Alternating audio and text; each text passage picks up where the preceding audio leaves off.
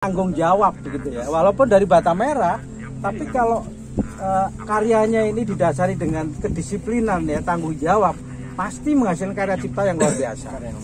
Yang tentang Candi Gentong, bahwasanya Gentong itu diperkirakan digunakan sebagai konsep mandala stupa yang ada di ibu kota Majapahit ketika itu. Jadi di situ memang untuk bentuk Candi Gentong sendiri kita belum tahu bentuk secara pastinya bagaimana, akan tetapi di Candi Gentong tersebut dulu dipertemukan stupika, di mana stupika itu adalah stupa dalam bentuk kecil. Bisa menyatu berarti tidak ada toleransi ya. Maka dari itu tugas penting kita memaknai itu semua. Bisa bersatu berarti dulu itu ada toleransi, ada upaya untuk menyatu, walaupun Tuhan menciptakan itu dua ya.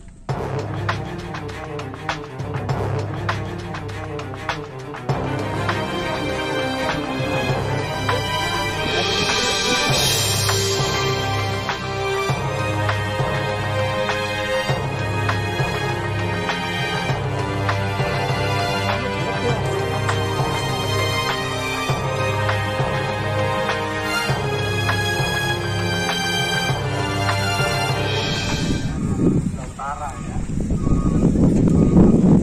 Candi Brau ini merupakan candi yang memang ada beberapa kesamaan dengan Muarabagus ya, dan Candi Kampung ya. Dan Candi Brau ini memang merupakan salah satu candi dan memang merupakan candi dalam hal kaitannya dengan fungsi ya. Nah, nama Brau ya. Ini dibuktikan dengan sumber primer, yaitu ditemukannya prasasti Alasantan ya, yang disebutkan bahwa Candi Brau ini merupakan sebuah muara suci yang dibangun ya di tanah Sima begitu.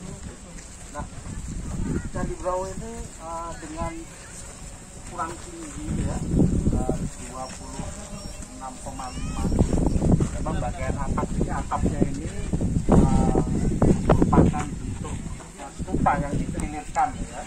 Kemudian bagian tubuh ya, ini hampir 36% mengalami proses kerusakan ya di sudut barat ya. Dan di bagian bawah ini juga banyak mengalami proses kerusakan juga ya, hingga upaya pemugaran atau restorasi ini sudah dilakukan ya tahun 90 ya. Bahkan Candi Brau ini saat pasca rekonstruksi kembali, artinya pemugaran ini diresmikan oleh Bapak P dan K waktu itu ya, yaitu Pak Wardiman Diponegoro ya. Saya ingat betul karena pada saat itu di sini juga melakukan istilahnya upaya untuk pelestarian itu sendiri ya. Nah, Candi Brau ini bisa kita lihat dari arah barat ya, memang Candi bahwa Candi Brau itu yang prasasti tersebut pernah dibaca oleh Bapak Esibowo, bahwasanya Candi Brau itu diperkirakan berasal dari kata warahu atau wahanu yang artinya bulan suci, di mana prasasti tersebut berangkat tahun 939 Masehi.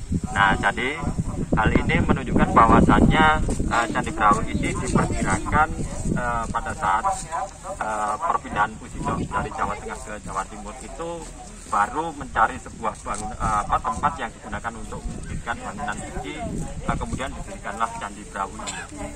Candi Brau ini bercorak Buddha, jadi di atapnya dulu diperkirakan terdapat stupa, namun stupa itu sudah runtuh, sekarang tidak kita temukan lagi. Jadi teman-teman bisa lihat ada rongga candi yang berada di tengah, kemudian di samping kanan dan kiri pada candi ini diperkirakan terdapat tempat sesaji, tetapi sekarang sudah rampung ya. Kemudian ada tangga naik dari barat, mana karena ini candi Buddha, tadi sudah saya jelaskan ya perbedaan Hindu sama Buddha kebanyakan hadapnya ke barat ya. Jadi Brau ini ya, jadi Brau itu fungsinya candi tadi sudah saya jelaskan ada dua, yaitu sebagai tempat kemuliaan dan pendarmaan yang berhubungan dengan dharma. Jadi pendarmaan sendiri itu ada dua, ada dharma haji sama dharma lepas. Dharma haji itu biasanya bukan dari kerabat tentang Candi Gentong bahwasannya Gentong itu diperkirakan digunakan sebagai konsep mandala stupa yang ada di ibu kota Majapahit ketika itu.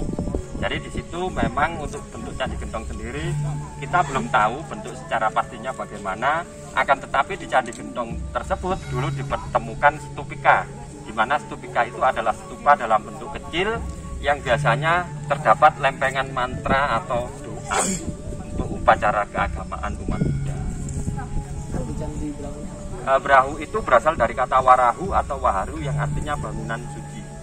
Nah, brahu sendiri itu memang selain dari bahasa warahu atau waharu, jadi ada mitologi dari masyarakat ya, dari sumber tutur bahwasannya brahu itu dari kata berabu.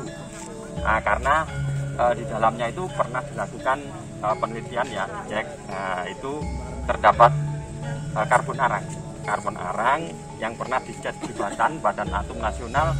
Ini menunjukkan bahwa karbon arang tersebut dari periodisasi abad ke-14 Masehi. Hal ini menunjukkan bahwasannya Brahu itu memang diperkirakan dibangun dari masa Buddha, kemudian sampai generasi berikutnya hingga masa Majapahit. Mungkin ada yang ditanyakan?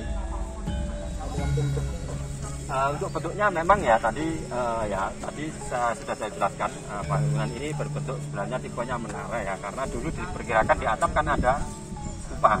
Nah, kalau bentuk menara atau prasada ya, biasanya penyebutannya itu prasada ya. Jadi bentuk yang menjulang tinggi. Kalau tikus tadi, Candi Tikus itu bentuknya meru. Nah, meru ya. Jadi kalau ini prasada atau menara ya. Jadi di atap dulu diperkirakan ada stupa. Saya cuman belum tahu secara pasti apakah stupa itu lebih besar dari candi ini atau lebih kecil, karena ketika ditemukan stupa itu sudah ngebangunnya gimana Pak? Kalau candi yang berbentuk menara itu kan biasanya ya sama tekniknya. Jadi mereka membangun, karena di masa Majapahit itu mas ada klasifikasi candi. Jadi dari kaki, tubuh, atap. Karena candi itu diimplementasikan sebagai manusia. Manusia itu kan ada kaki, ada tubuh, ada.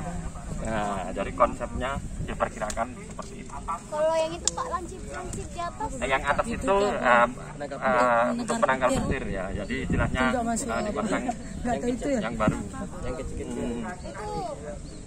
Supaya nggak kena petir. Iya, jadi biar tidak petir. Sudah Pak, kita umaran dulu Pak. Oh ya, silakan. Perlu tinggi baru bisa Buat konten ya. Silakan. Di dalamnya itu diperkirakan, karena dulu dicek itu kan juga bukan karbon arang. Jadi diperkirakan dalamnya itu digunakan sebagai tempat pembakaran. Restorasi dan sebagainya. Nah, ini kita bisa membedakan ya. Ini bata batu. Ya, ini untuk mempresisikan sebelah kiri ini pasti disekrap gitu ya. Nah, memang kekuatan bata itu di kulit biasanya ya.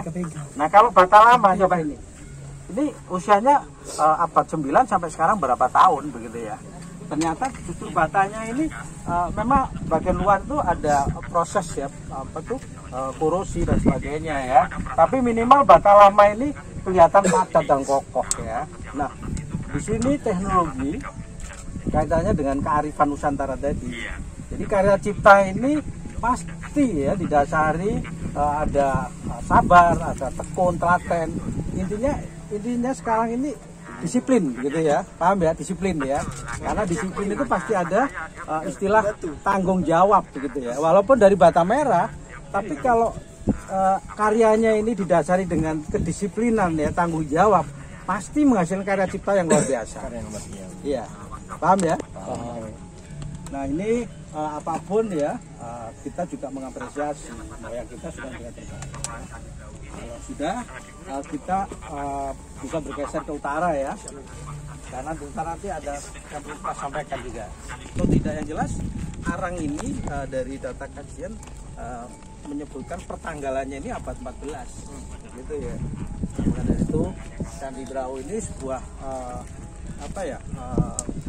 suatu yang istimewa kaitannya dengan penghargaan ya, kaitannya dengan instrumen moyang kita ini di akhir perjalanannya ini, karena kontribusinya tinggi sehingga ditempatkan pada posisinya ya. Bahkan di timurnya tadi ada Candi Gentong, ya kan? Candi Gentong. Nah, Candi Gentong itu nama Gentong itu karena memang apa ya? Pada saat proses ekskavasi di sana ditemukan berbagai macam stupika. Tahu stupika? Ya. Stupika itu stupa tapi kecil, ya kan? Nah, stupa itu identik puncak yang menggambarkan sebuah kehidupan ya, yang besar begitu ya. Ujungnya meruncing ya, menuju ke satu titik.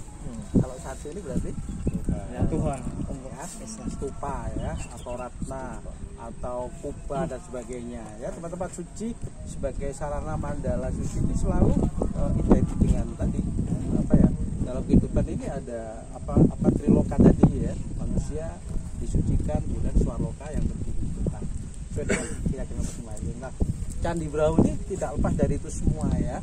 Maka dari itu Candi Brau ini sebuah perpaduan begitu ya, sebuah toleransi kaitannya dengan religi ya. Jadi toleransi dituangkan ke sebuah seni arsitektur. Apa? Bahwa bernafaskan siwa Buddha, Hindu Buddha ya. Maka dari itu sesuatu yang kaitannya dengan menyatu ya, tentu di situ ada toleransi. Kalau tidak bisa menyatu berarti tidak ada toleransi ya. Maka dari itu tugas penting kita memaknai itu semua. Bisa bersatu berarti dulu itu ada toleransi, ada upaya untuk menyatu. Walaupun Tuhan menciptakan itu dua ya, untuk saling melengkapi tadi ya. Maka dari itu sangat penting sekali gitu ya. Nah, itu secara kemudian akan tercipta, menciptakan seperti itu ya, kehidupan yang harmonis tadi. Jadi makna arsitektur ini semuanya pasti ada maknanya. Nah, Candi Brau ini di utara ya, kalau di rekonstruksi Majapahit. Ada Pak, teman-teman bisa melihat ya. Nah, candi ini umurnya sudah hampir abad 9-10 begitu ya, sampai sekarang kan. Ini berapa tahun dia pembersihan Pak? Kalau pembersihan ini lebih di menyesuaikan ya, karena tugas fungsi daripada juru pelihara ini kaitannya dengan pemeliharaan ya pelestarian, sehingga secara manual ini selalu diupayakan untuk pemeliharaannya.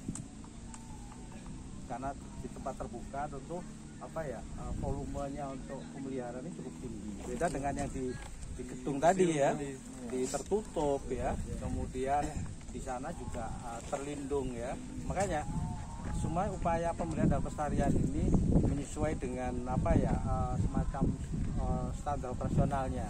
Makanya teman-teman di kaitan dengan pemeliharaan itu selalu syarat dengan pembekalan yang tinggi, karena lapangannya ini yang dikerjakan ini juga nggak mudah begitu ya, harus benar-benar menjiwai ya, rasa memiliki tinggi sehingga semua ini bisa terlestarikan, terawat dengan baik ya.